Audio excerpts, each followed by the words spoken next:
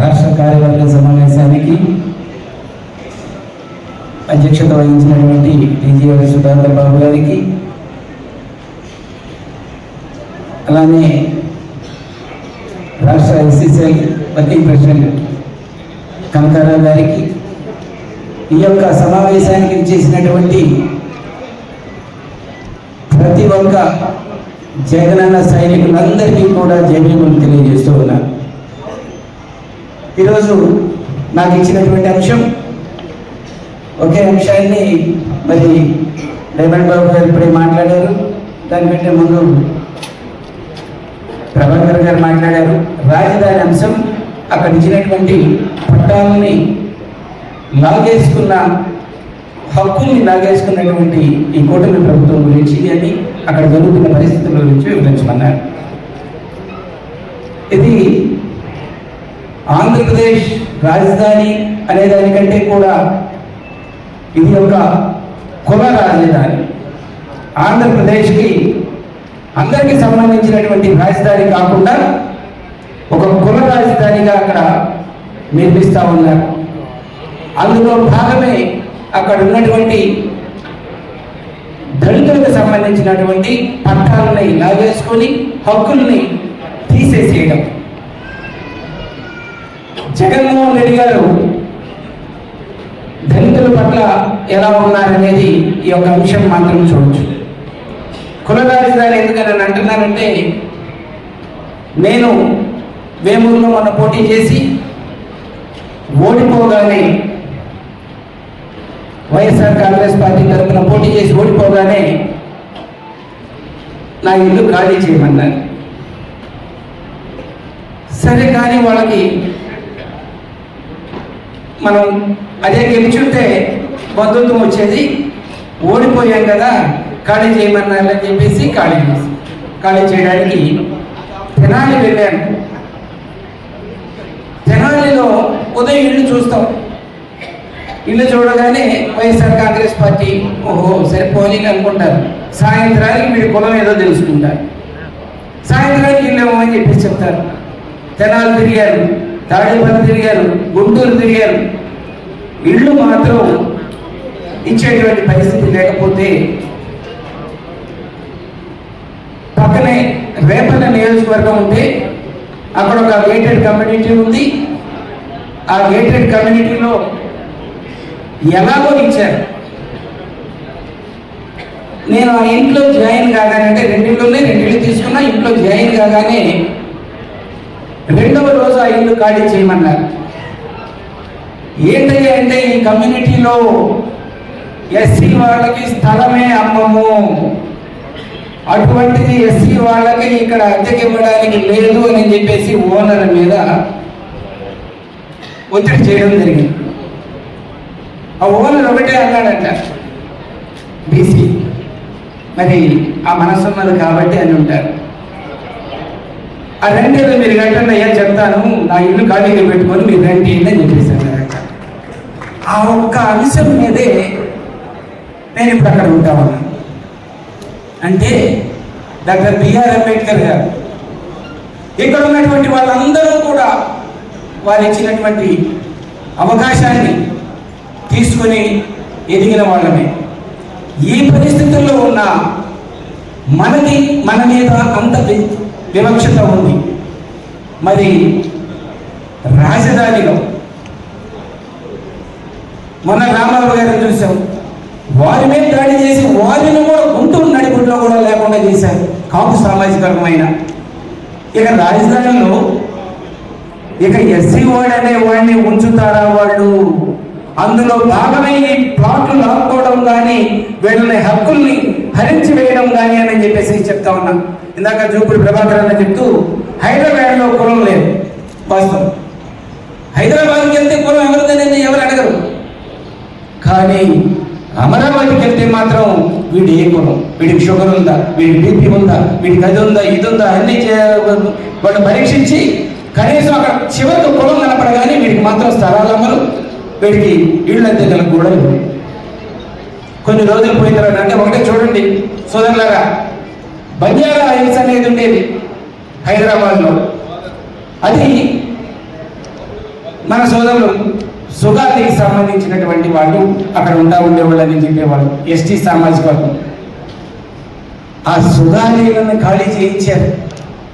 ఇప్పుడు డబ్బున్న వాళ్ళది అయిపోయింది. బంజారా హిల్స్ అంటే అసలు తెలియదు ఇప్పుడు మనకది, అక్కడ ఎవరు ఉండేవాళ్ళు ఏంటి అనేది అసలు తెలియదు.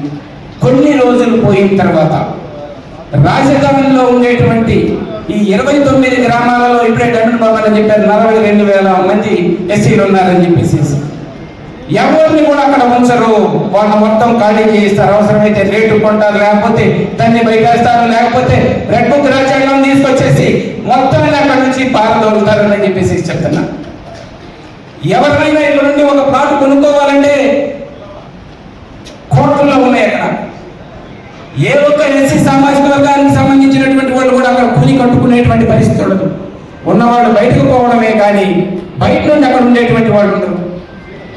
ఇది ఎందుకు చెప్తున్నారంటే అక్కడ ఒక ఇన్ఫీరియారిటీ, మనం తరతరాల నుంచి బానిసత్వం చేసినటువంటి ఆ జీన్స్ మనలో ఉంటుంది.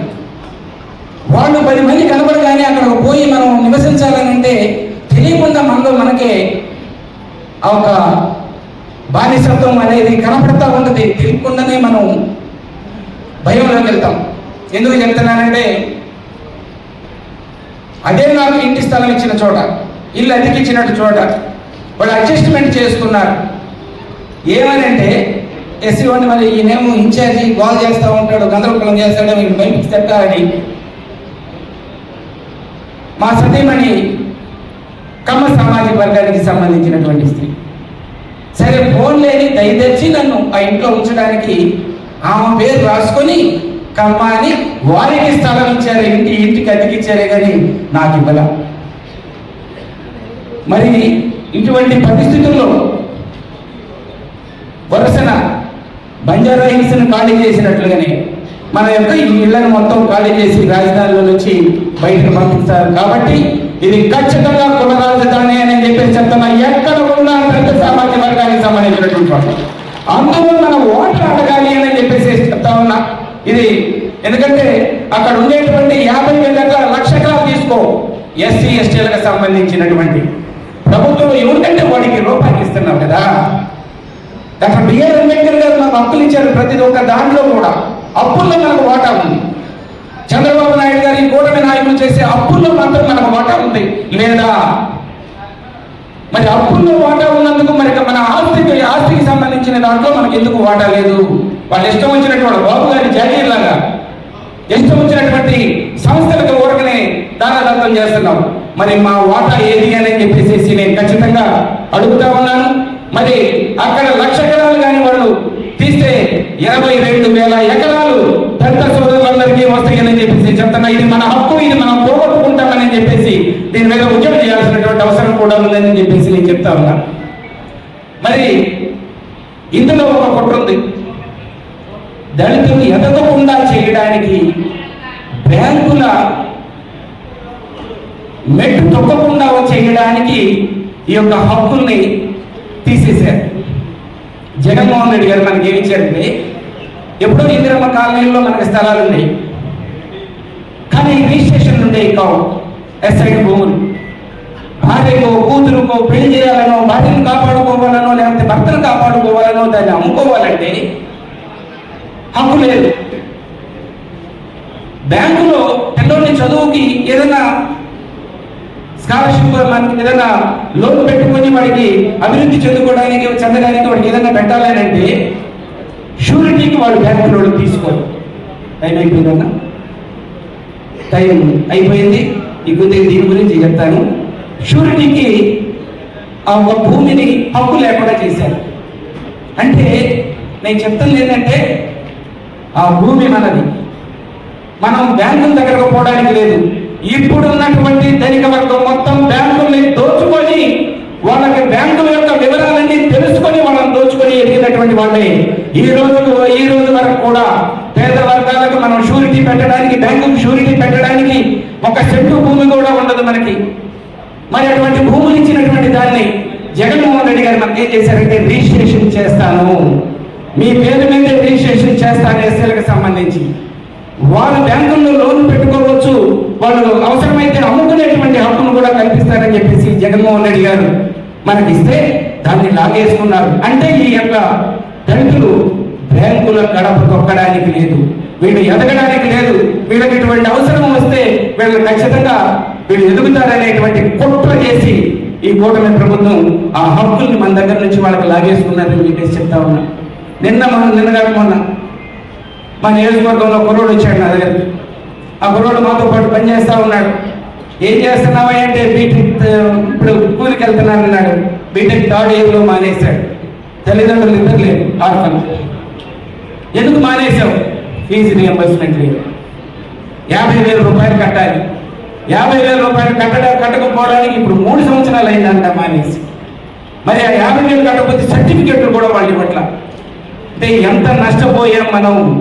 జగన్మోహన్ రెడ్డి గారిని సీఎంగా కోల్పోవడం వల్ల మనం ఎంత నష్టపోయాం.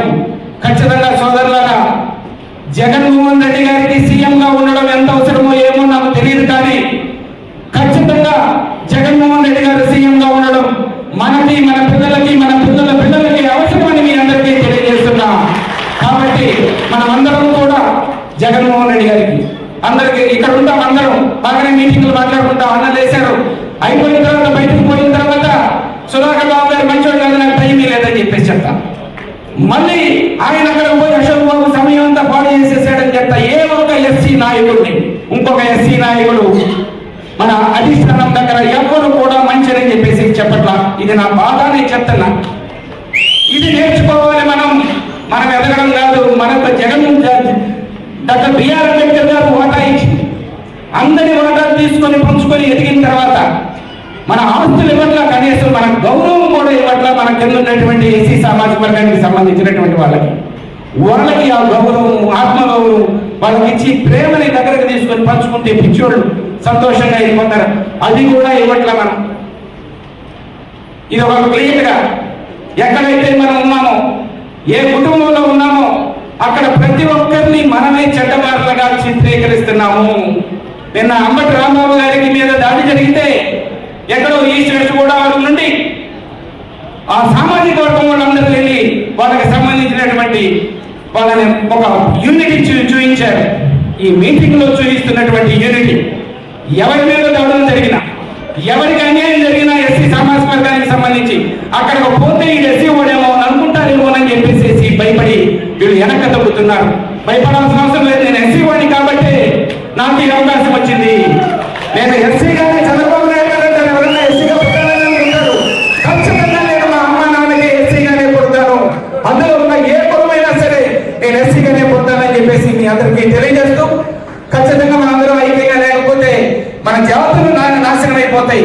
మన జాతులు బాగుండాలంటే ఖచ్చితంగా జగన్మోహన్ రెడ్డి గారిని మనం గెలిపించుకోవాలి. ఆయన్ని మనం సీఎంగా చేసుకుంటేనే మన పేద వర్గాలన్నీ బాగుంటాయి అని చెప్పేసి మీ అందరికీ తెలియజేస్తూ, జై జగన్, జై జగన్. Thank you.